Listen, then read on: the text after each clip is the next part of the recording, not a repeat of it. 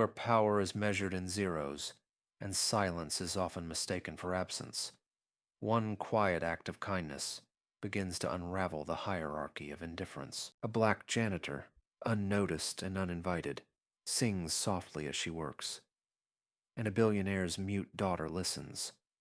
Something shifts, not just in the girl, but in the man who watches. This is a story about how dignity echoes louder than privilege, and how a melody, born in hardship, can awaken more than just a voice. It can awaken a system.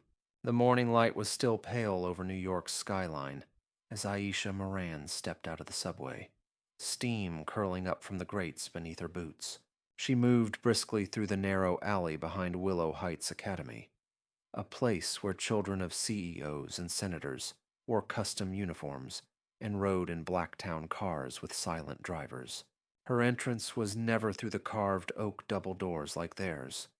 Instead, it was the side gate, beside the trash bins, where a buzzer clicked open the servant's path. Her uniform, a gray polycotton blend with her name stitched on a fraying badge, itched at her collar. She'd long given up trying to blend in or be acknowledged. That's not what she came here for. Mornings were her time. She claimed them before the chatter of privileged youth filled the air, before teachers barked orders, and before anyone could remind her of her place. The halls echoed only with her footsteps, her mop, and sometimes, softly, her voice. Aisha had always sung while she worked, not loud, just enough to keep her company as she scrubbed trays and polished glass. Her mother used to say that if your hands are busy, your soul will follow.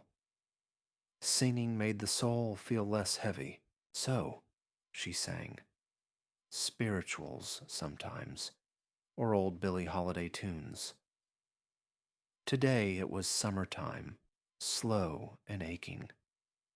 She was wiping down the cafeteria counters when she heard a rustle.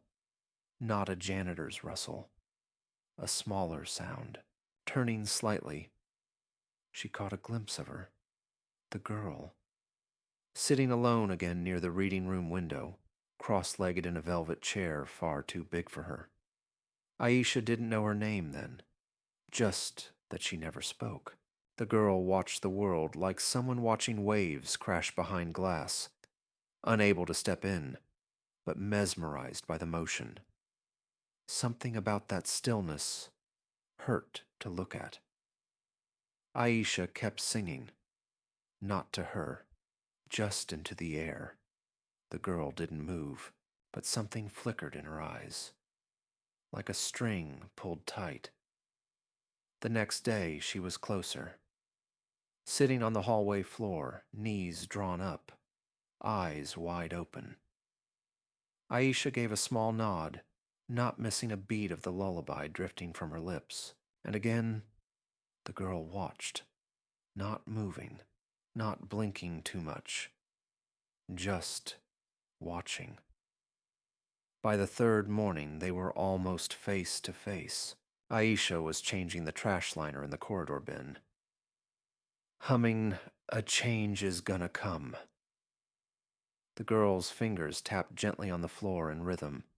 She still said nothing, but her body leaned in slightly. The silence between them was thick, but not uncomfortable. It was something else, like soil before rain. It didn't last. A sharp voice cut through the hallway air like glass on tile. "Nora, what are you doing? You're not to wander unsupervised, especially near staff." Aisha flinched. The teacher's tone wasn't angry. It was cold, controlled, like she was reminding the air itself to stay in its place. "She's just listening," Aisha began, quietly, not sure why she spoke. "She doesn't belong here," the teacher snapped, not looking at Aisha, never looking at Aisha, only at the girl. "Let's go." And just like that, Nora was gone. Aisha returned to her mop biting the inside of her cheek. It was an old taste, steel and salt.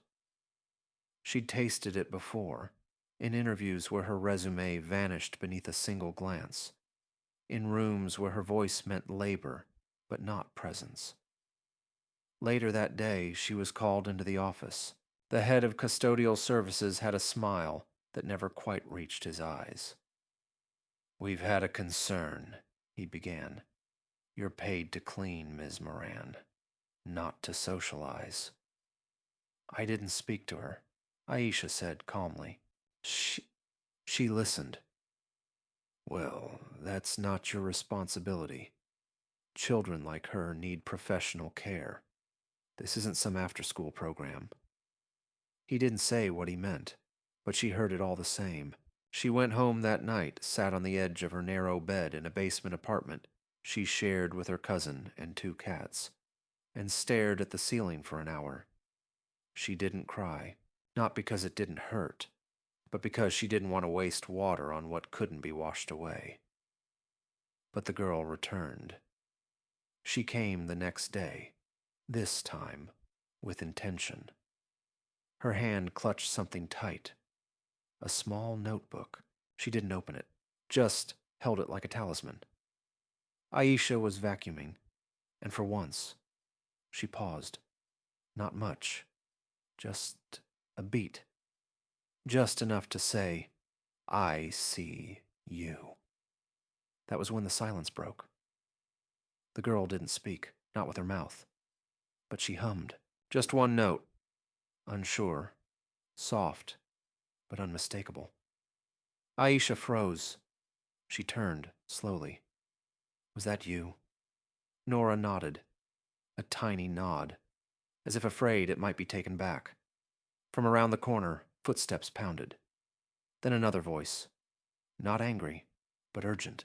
"Nora, we're late." A man appeared, sharply dressed, tall, commanding in the way people with private elevators often are. Aisha recognized him immediately from the school newsletter's donor section. Gary Benton, CEO of Bent Corp, investor in nearly every major tech IPO in the last decade. He looked down at his daughter, then at Aisha, and then something rare happened. He didn't speak. He listened, because there she was. His daughter, who hadn't uttered a word in nearly a year, sitting beside a janitor, humming, eyes closed, at peace. Aisha didn't flinch, didn't apologize. She placed a hand gently over her mop handle and nodded at him. He opened his mouth, closed it, then crouched beside the girl. "Nora, are you okay?" She didn't answer, but her fingers found Aisha's sleeve and held it. A quiet plea. A small rebellion. A moment that changed everything. Later, one of the administrators whispered, "Do you know who that was?" Aisha didn't answer. She didn't need to. Because in that hallway, for once, it wasn't about who he was. It was about who finally saw her. And that was only the beginning. The following morning, Aisha arrived early, earlier than usual. The school corridors still smelled faintly of disinfectant and lemon oil. She moved like she always did, efficiently, invisibly. But the air felt different. Not heavier, exactly. Just full. Like something was about to happen, and it did. By 7:15, she was summoned to the administrative wing. Not through the side entrance or via walkie-talkie. A formal note delivered by hand. That alone was strange. The janitorial staff didn't get invitations. They got directives. Inside the office, 3 people waited. The school director, a lawyer Aisha didn't recognize, and Gary Benton. The billionaire didn't wear a suit today. He wore quiet money, a dark sweater, cashmere maybe, and a watch that could pay off half her student loans. He didn't speak right away, just watched her enter, his hands clasped loosely in front of him, his face unreadable. "We appreciate you coming in, Ms. Moran," said the director, smiling with brittle kindness. "Mr. Benton has a proposal for you." Aisha didn't sit. She didn't ask what kind. Her body was already bracing. Gary Benton stepped forward. "I understand you've made a connection with my daughter. A rare one." Still, she said nothing. Not out of fear. She just didn't trust the premise.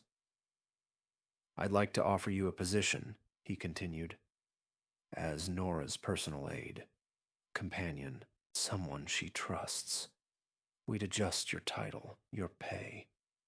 Triple it, in fact. You wouldn't be cleaning anymore." It was said softly, as if he was doing her a favor. Aisha looked between them all. The director's eyes flicked down, uncomfortable. The lawyer was already flipping pages on a contract. "I'm not a nanny," Aisha said. Her voice didn't rise. It didn't need to. "I didn't ask for this. You'd be helping her in ways professionals haven't been able to," he offered gently. "I helped by being human, that's all." Gary's mouth opened slightly, then closed again. It was the first refusal he'd received all week, maybe all year. Later that evening, in a suite atop the Plaza Hotel, he called in a favor. Within hours, he had her file. Her name rang a quiet bell. He'd seen it before, buried in a grant proposal years ago. She'd been a music student, conservatory trained, scholarship recipient, until the withdrawal letter, citing a family medical emergency. His assistant confirmed it. Aisha Moran had left school at 21 to care for her dying mother. No return. No accolades. Just a long stretch of nothing, followed by 5 years of janitorial work. Gary closed the file and sat back. People always said money could buy time, but it couldn't rewind it. Couldn't unmake the years lost, scrubbing cafeteria trays with calloused fingers. Couldn't refund dreams set aside when survival became priority. The next day, he found her again. In the cafeteria this time, wiping down the tables before lunch. "Why that song?" he asked without preamble. "The one you sang to her." She paused mid-wipe, then looked up. "My mother used to sing it to me when I was scared." He nodded like he understood, but his face didn't change. "Not really. You studied music. Briefly, you gave it up. I made a choice, same as anyone does when the world doesn't bend."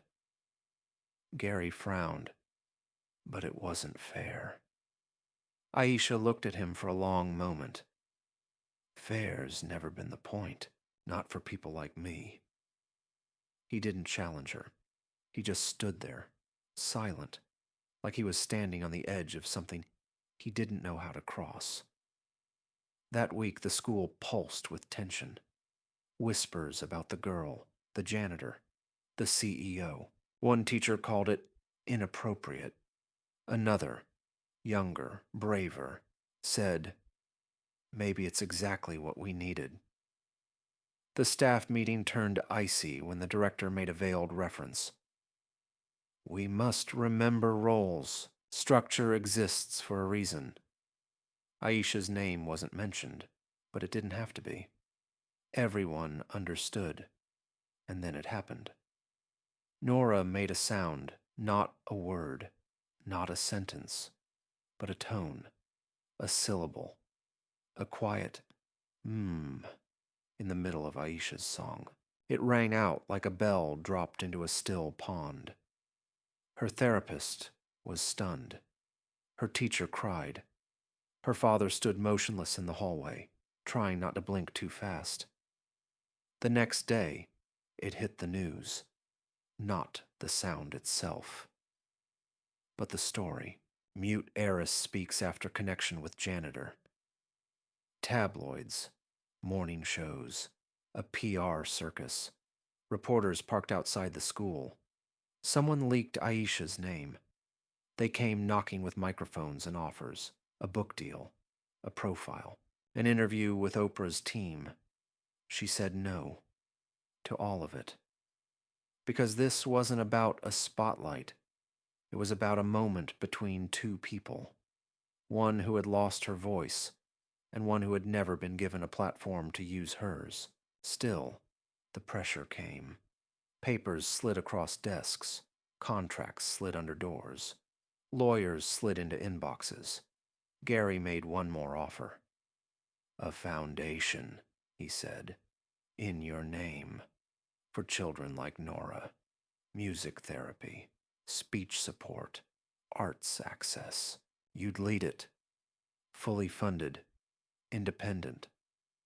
She said nothing for a long time. Then, only if it's truly mine. You don't get to direct it. He hesitated, then nodded. She nodded back. That week, he visited her old music school. The building was aging, the windows smeared with the fingerprints of long-departed dreams. Inside, a faded photo hung in the hallway. Aisha, at 19, smiling on a recital stage. He lingered in front of it for a long time. Later that night, he told his assistant to write the check, and the school's music wing was renamed the Moran Studio for Expression. Back at Willow Heights, policy began to shift. The administration quietly updated protocols on staff-student engagement. They called it the Empathy Clause. 2 teachers resigned.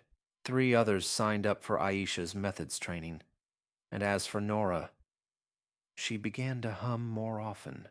Still no words, but her hums had notes, structure, intent. The first song she chose, it was the one Aisha had sung that very first day. The melody her mother gave her, the one meant to keep fear away. And now, it was doing that for someone else. At Hans, the launch of the foundation came without fanfare. Just a quiet post on the Bent Corp website, and a small gathering in a converted community center in Harlem. No champagne, no string quartet. Just folding chairs, a circle of children clutching instruments too big for their hands, and a woman in a gray sweater humming softly while tuning a donated guitar. The sign above the door read, Voice in the Silence Foundation.